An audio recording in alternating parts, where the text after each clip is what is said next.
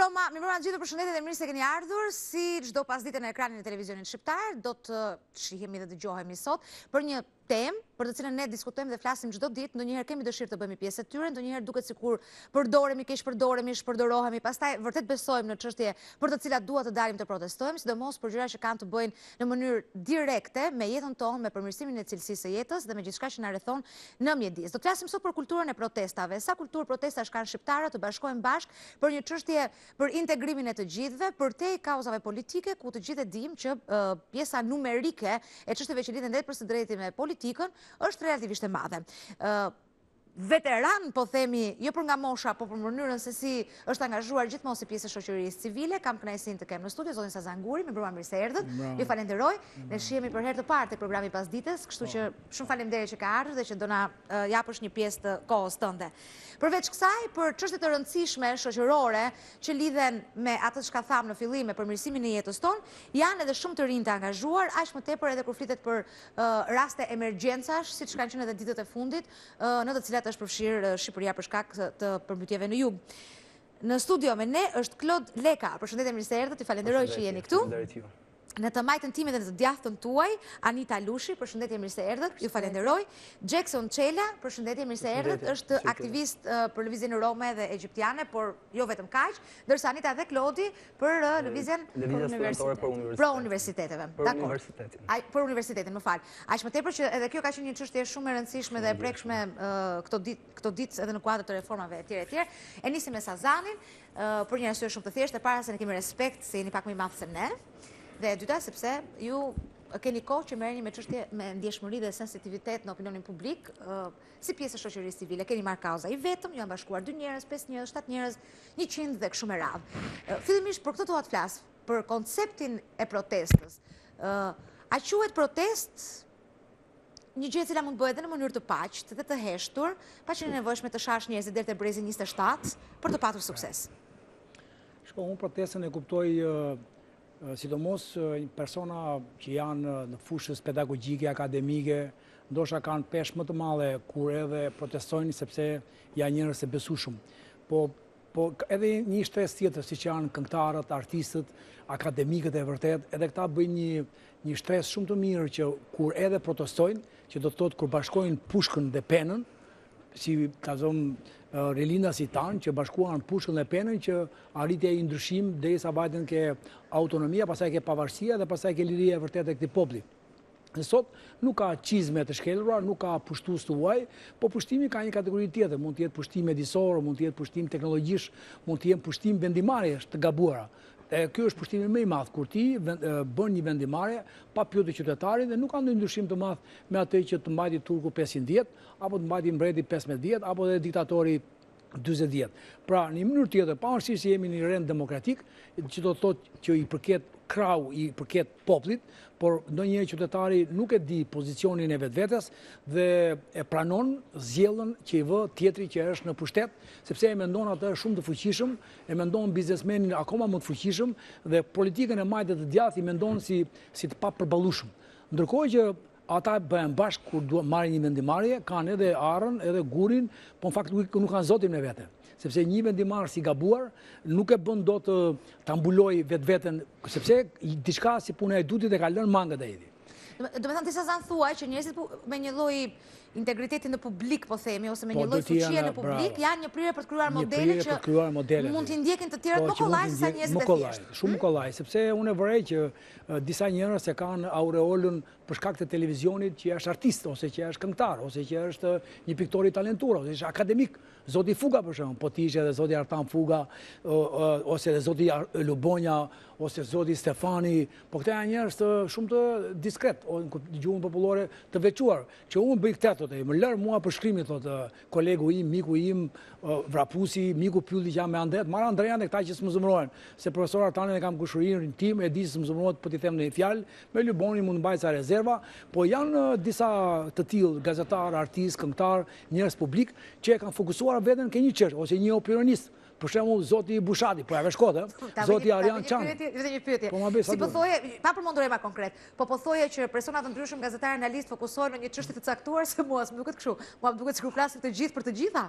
Ata, që e caktuar, unë shoh vetëm pozicionin në këtu në media. Këtë shuaj, pasi që flasim për të gjitha, pikërisht prandaj dhe janë bërë nga analistë dhe kanë dhe epitetet të tjera nga qytetarët e tjerë, sepse ka marrë përsipër poltronin, karrigen dhe jetën qytetare nga Tirana, Rogner, deri në Tiranë Durrës dhe Rogner 15 Kaç. Dhe kjo tash unë mendoj që këta njerëz, prandaj dhe ndoshta unë kam një grind që krahas penës që shkruaj jo pak, edhe vepra publicistike, po edhe vepra projektuese, po edhe vepra artistike, që atë dua shkruaj, po kam edhe Pushkën. Edhe Pushkën do të thotë si mjallë Gramenua. Edhe i Pushkët edhe i penës, pse protesta është e drejta qytetare, teorikisht, që ti shprej një mosbindje demokratike. Jo mosbindje civile me grushta, bjeri policisë, dhe dini ju protesta që bëjmë ne apo jo? Protesta ku polici ri 100 metra larg. Kjo është një marrëveshje e eshtu, nuk është se kam thënë unë policisë ri 100 metro. Pa ta kanë kuptuar që ky... Edhe nga protestuesit nuk ka rrezik, po edhe protestuesit të mos ndjejnë, po themi hijen e uniformave që mund të krijojnë një dhe presioni kur janë aty. Edhe unë kam rreth disa vjet, 2-3 vjet, që bëj protesta pa pjesëmarrje të policisë, ose rinë larg, na survejojnë, s'dihet tot ai, edhe rinë largësi.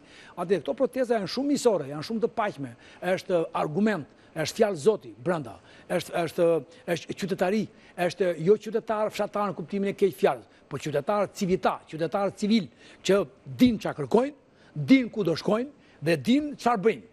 Kjo është dyshimi. Të dashur Çuna dhe Goca, po e lë pak më gjatë Sazani, do ta lë dhe pak më gjatë, sepse jo, për një arsye shumë të thjeshtë, sepse do të largohet nga ne pak më shpejt për shkak të impenjimeve personale dhe për këtë arsye, jo, unë jam një menaxhere shumë e mirë e kohës Sazan, të gjithë me minutat e tyre.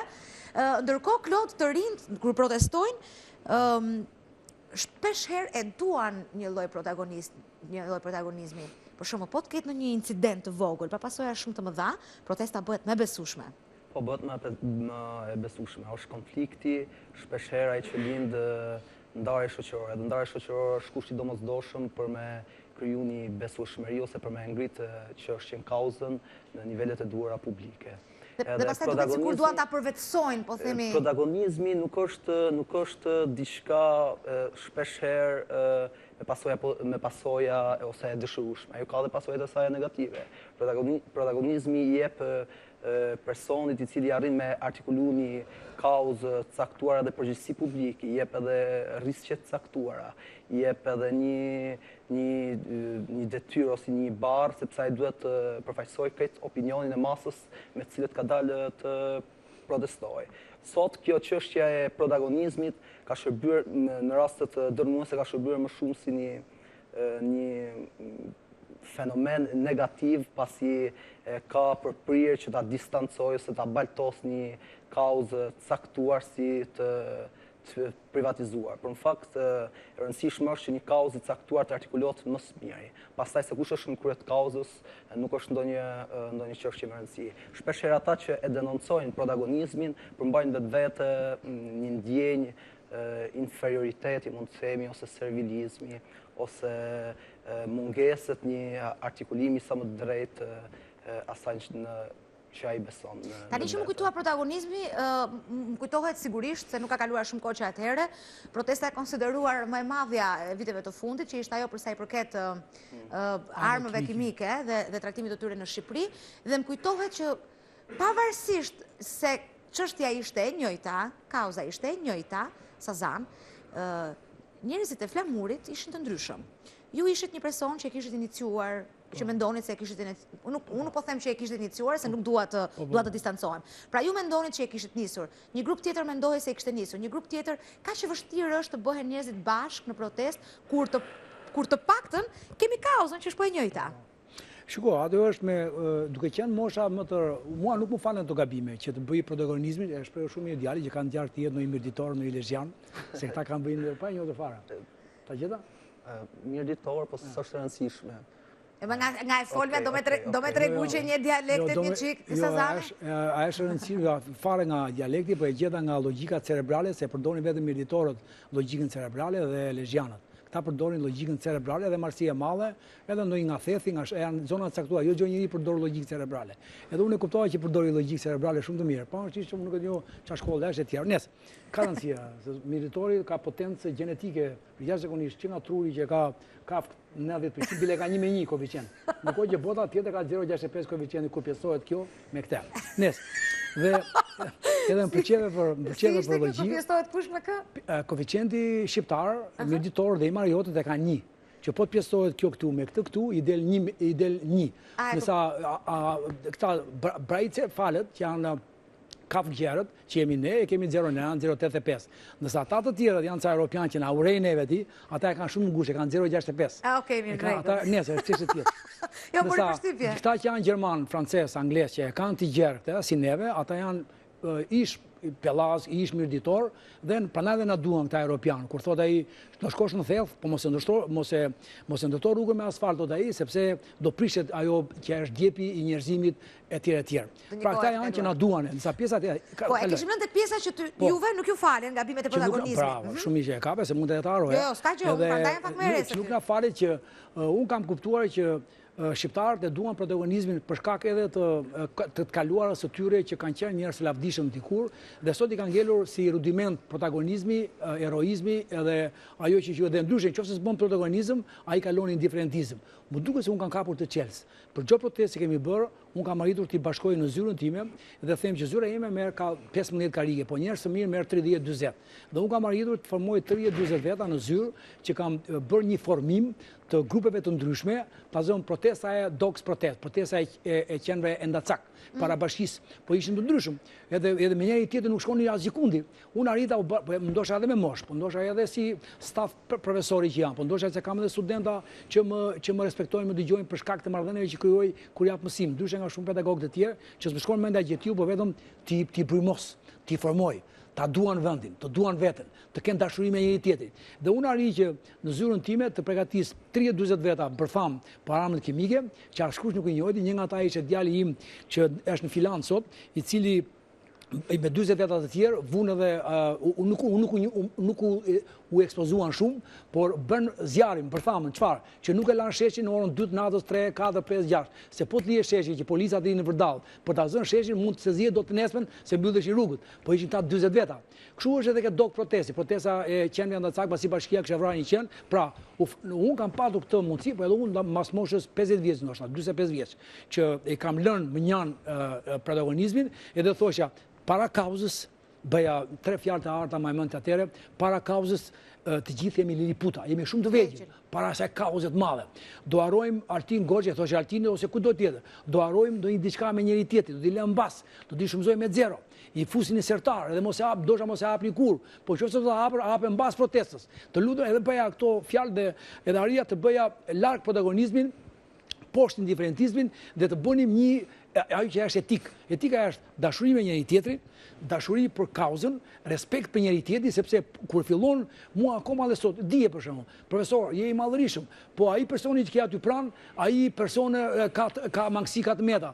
Ndërkohë që shqiptari nuk e ndërton dot aleancën me njerëz të ndryshëm, nuk e ndërton me njerëz të ndryshëm për arsye se secili nga ne ka nga një mungesë vlere në të kaluarën, atë në gabim në të kaluarën. Por kur më thet kauza dhe kjo aleancë me 20 veta, me 10 veta, që janë të ndryshëm, prandaj quhet aleancë, se janë njerëz të ndryshëm, por që i bashkon kauza, edhe ju e kaluara, nuk na bashkon e kaluara me X-in, edhe unë mund të kem meta në kaluarën time. Pra unë kam kuptuar këtë nivel dhe mundohem që të bëj bashkime grupesh, reagimesh të shoqatave, edhe individ edhe grupe. Që të dalin të gjithë të vegjël dhe kauza e madhe dhe Bravo, faleminderit shumë.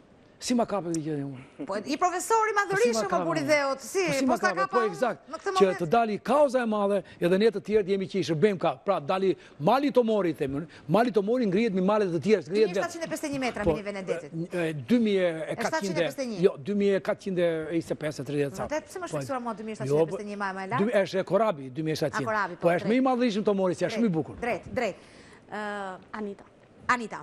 Po, pa tjetër, po se më hutoj, me gjitha ato logikën cerebrale, tjerë, më qojnë në ujrat të tjera, dhe më filozofoj, deri sa arita të kuptoj që kauza është më e madhe sa individi dhe grupe shoqatash. Sa rëndësishme është të besosh vërtet të kauza për të cilën proteston, edhe ta njohësh. Për shembull, një pjesë e mirë, me që ishtë duke folur për atë protest, kur i pyesje që, dakord, po çfarë dini ju për dëmet që mund të sjelli një gjë e tillë, pak ishin në gjendje të përgjigjeshin, me që unë jam bujare, se në fakt ato ditë e para, askush nuk dinte të përgjigjej, tamam. Kështu që, sa duhet të besosh tek ajo për të cilën proteston dhe sa duhet ta njohësh, ta mbrosh në fund të fundit. Që ta mbrosh një kauzë dhe dalësh, ta mbrosh në publik është më e rëndësishmja, duhet fillimisht ta njohësh edhe ta besosh. Nëse nuk e njeh dhe nuk e beson atë kauzë, nuk mund dalësh në publik dhe të flasësh para disa tjerëve që ti informosh apo ti ta njohin më gjërësisht, është e pamundur, domethënë është e dështuar që në fillim. Po marr rastin e protestave që ka bërë lëvizja për universitetin, pjesa më e rëndësishme se sa protesta është pjesa e informimit studentëve. Ne jemi ngritur kundër reformës arsimore që është në prag, domethënë po përgatitet projekt reformës për të qenë më saktë, dhe pika kyçe e protestave është pjesa e informimit studentëve. Dhe kjo është pjesa më e vështirë, domethënë. Duhet ta njohësh fillimisht me themel ta studiosh atë projekt ligj, atë projekt reform dhe pastaj ta bësh më të thjesht për ta përthithur gjithë studentët, domethënë, sepse kjo reform ka efekte shkatruese drejt universitetit shtetëror. Dhe tani, nëse nuk e beson, nëse nuk e njeh këtë kauzë, është e humbur që në fillim. Prandaj është e domosdoshme që para se të nisësh për të protestuar për diçka duhet ta njohësh me themel dhe pastaj sa nuk duhet të jesh individualist, se nëse mendon si individualist dhe kupton që ti në universitet do jesh edhe dhe 2 vjet, dhe 1 vit, dhe 3 vjet, thua pse po riparxoj kohë tani kur në fakt nuk do t'i përkas përjetësisht këtij sistemi se do iki një ditë. E drejtë, kjo është një nga ato gjëra që bën që studentët, fakti që janë individualist, bën që studentët mos çohen, edhe kjo është, po aq shkatruese sa mosnjohja e kauzës për cilën proteston. Shkatruese për vetë kauzën, sepse nëse ti tregohesh individualist, nuk do të çohesh në protest, edhe nëse nuk çohesh në protest, nëse nuk bashkohen studentët, atëherë nëse nuk bashkohen individët drejt një kauze, nuk është e humbur ajo kauzë. Kështu që është e domosdoshme që të mos mendojmë thjesht për veten, mos mendojmë në periudha afat shkurtra. Prapë sërish duhet të fokusohem tek projekt ligji, tek projekt reforma, se kjo është gjëja të cilën e njoh më mirë dhe prandaj e kam të thjesht flas për të, domethënë.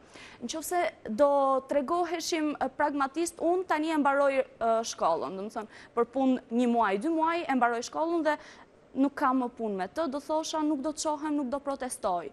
Po ama kjo nuk ka efekt vetëm tek unë, kjo reform nuk ka efekt vetëm tek unë tani për tani. Efektet e saj shtrihen në gjithë shoqërinë, jo vetëm tek unë si student, po tek familjet e shumë personave tjerë, familjet e jo vetëm të studentëve dhe jo vetëm tek studentët, po është reform që shtrihet në gjithë shoqërinë. Prandaj duhet mos të jemi afat shkurtër, mos ta shohim diçka, domethënë, vetëm periudhën e saj afat shkurtër, po duhet jemi më të hapur, domethënë të hapim horizontin për ta parë në mënyrë afat gjatë, se si ndikon kjo. Për këtë duhet njohur kauza. Këtu lidhet me pyetjen tënde të parë, domethënë që ta njohësh kauzën edhe mos të jesh individualist. Këto të dyja janë sekretet. Domethënë, jo sekretet, sekretet ose Chelsea, po themi Chelsea për një protestë të suksesshme. Edhe Chelsea është fjalë e madhe. Si bëhet për të mbledhur sa më shumë njerëz që besojnë tek ajo që bën ti, shoku yt, shoqja jote, 5 njerëz më shumë, 10 njerëz më shumë? Agitacion. Pjesë e protestave janë ose kauzat e mëdha që nuk kanë dallim me komunitetet, sepse dhe studentët janë një komunitet, ose grupet e marginalizuara, grupet e diskriminuara për shkak të origjinës, përkatësisë, orientimit seksual, e të tjera si këto. Duket sikur ata janë edhe më të vetmuar, po themi, në përpjekjen për të ndihmuar të tjerët. Nuk e di nëse kam një gjykim të drejtë ose të gabuar. Duket sikur s'është çështja ime, është komuniteti rom, egjiptian, është komuniteti LGBT, është një komunitet tjetër. Duket sikur ata e kanë më të vështirë për të bërë bashk edhe pjesën jashtë komunitetit. Bëhet mirë që sollet në vëmendje këtë aspekt, pasi është shumë e vërtetë që shpeshherë problemet e një shoqërie shihen të veçuara dhe fragmentarizuara, sepse mendojmë që halli im është i ndryshëm nga halli tjetrit, apo për shkak se një grupi të caktuar njerëzish i përket një komuniteti të caktuar, rom, egjiptian apo çdo lloj komuniteti, dhe shihen si të izoluar, dhe që problemi i përket vetëm atyre dhe vetë ata duhet të ngrihen për problemin e tyre. Faktikisht kjo gjë ka ndodhur, aktivistët në mbështetje të komunitetit dhe vetë komuniteti ka organizuar dhe ka bërë një numër të konsiderueshëm protestash përballë institucioneve vendimarrëse dhe qeveritare, por ka qenë e vetme sepse nuk ka pasur shumë mbështetje nga jashtë. Nuk ka pasur shumë mbështetje nga jashtë si duket sepse perceptohet si kauzë jo e tyre. kur kemi të bëjmë me kauza të cilat prekin dhe gjithë shoqërinë në mënyrë të tërthort. Pra jo në mënyrë direkte, por në mënyrë të tërthort. Do doja të përmendja edhe rastin e një zone specifike, zona e Selitës, një pjesë e së cilës preket drejt për drejt nga ndërtimi unazës së madhe. Aty jetojnë përveç se komuniteti rom dhe egjiptian edhe pjesë nga majoranca, pra jo rom, të cilët preken drejt për drejt nga ndërtimi i këtij plani urban dhe sepse do të prishin banesat, venstrehime. po do prishet banesat dhe vjet në diskutim një strehimi i përshtatshëm dhe afatgjat për ta.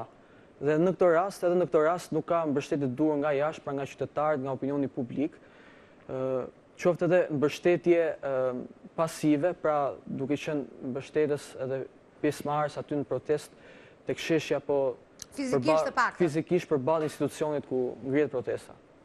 Sazan, çfarë Jo, ta Çfarë plotësojmë po, që ka thënë. Aty unë kam banuar aty, po kam ikur, që jetoj në një vend tjetër në blok, dhe ata më kërkuan ndihmë banorët që tha djali, dhe unë i vete disa herë banorëve për të bërë atë shpirtin e proteste, për t'i zgjuar ta. Dhe kam një shprehje të mia tash që vdektar mbi kem, shpesh herë të mëron qytetarët nga ajo që janë pasiv e duan ta nxjerrin me duart e të tjerëve. Në rasti konkret që thotë djali, që kur bëm neve protestat për rrugën që ankoheshin dy grupe qytetarësh, një nga poshtë e një nga sipër, ndërkohë ata nuk ishin prekur.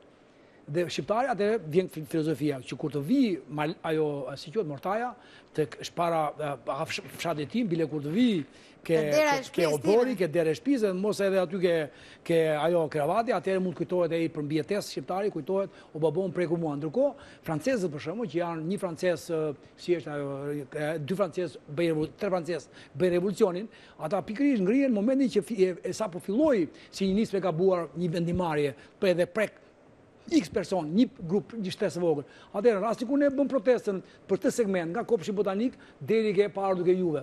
Pse s'erdhe ju aty? Sepse ajo rrugë, ne sa doshim që rruga të bëhet me tunel. Dhe kjo do ishte një lidhje shumë e mirë e dy lagjeve, jo të ndash, fragmentohesh lagja sa ndej këtej tash dhe fëmijët kishin si shkonin në shkolla, po ishin 40.000 banorë ande dhe 20.000 banorë tej. Mi po këta nuk u ngritën se kur jeri rralla këtyre tani që rruga nëse su fituar protesta e parë, atëherë filluan të ngrihen pra protesta, darkë filozofia, kërkon kohezion, kërkon unifikim, kërkon jo vetëm rast mbijetese kur të vjen ty ke dera e avlisë tënde, por edhe kur e shef që është tjetri që është prekur, ti vete bën solidarizim, ti vete bën koherencë, vete i gjendesh atij sot që të gjendet ai nesër. Ndodhi për shembull rasti Galdini.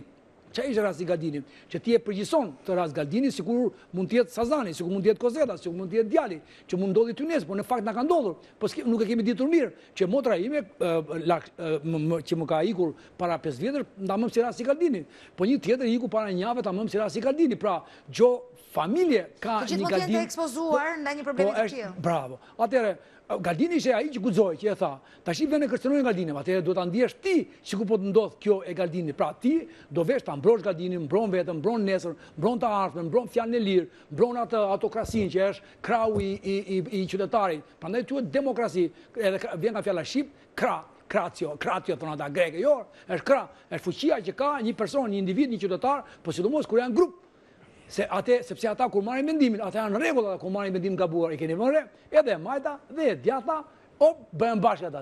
Ti pse ndahesh si qytetar? Kjo është shpirti. Do të ndërpres për pak sekonda për një hapësirë të shkurtër publicitare, do të kthehemi përsëri në studio bashkë. Është shumë e bukur dhe interesante tema, sepse në fund të fundit kam përshtypjen që i gjithë ky popull ka nevojë për pak zim, për pak sensibilitet dhe jo një herë në aq e kaq vjet kur dikush troket në dyert e shtëpisë së tyre, sepse vinë zgjedhjet lokale apo vinë zgjedhjet qendrore. Kjo është e tmeshme kur vinë të kërkojnë të bëjnë fushat në dera e shtëpisë. Dera e shtëpisë. Kthehemi pas pak.